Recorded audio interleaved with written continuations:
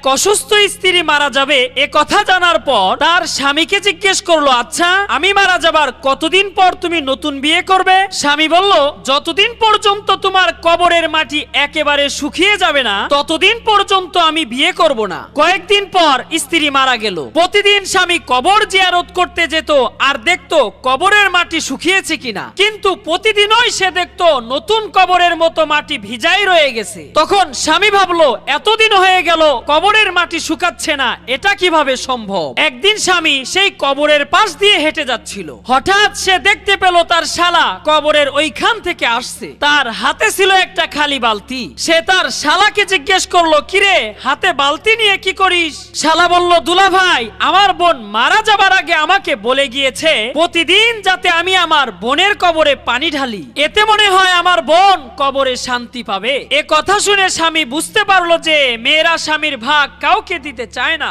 এমনকি মৃত্যুর পরেও না।